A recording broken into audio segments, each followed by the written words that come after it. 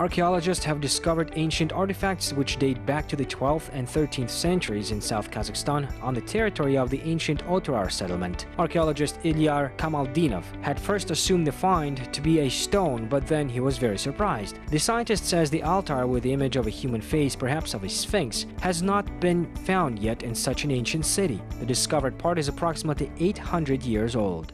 This year, a proto has become an interesting finding, which is part of the hearth of the altar. It was first found with an anthropomorphic image. Scientists also made another interesting discovery, which is the detail of the sanitary hygienic device. 800 years ago, the Otrar hill fort had its toilets, which indicates that the level of civilization was very high at that time. In comparison, Europe didn't have toilets yet.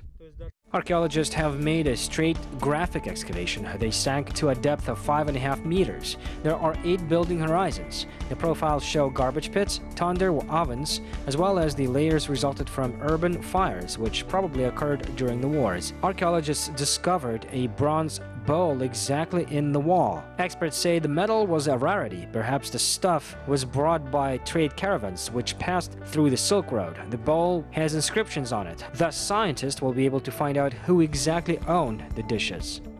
Otrar was a node of the Silk Road, which began from the territory of Kazakhstan, the Almaty region, where an ancient Antonovka settlement is located. Everything was approached to the Sirdarya River. Then the road forked. One road headed to Central Asia, and another way led to the north, to Europe.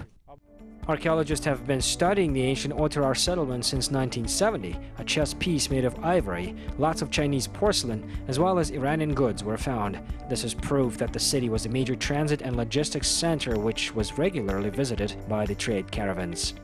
This was like a transit when huge caravans were carrying a lot of goods. They went through this transit, stopped, and paid some money, which is similar to a hotel of a modern day. Due to this, the city lived for a while.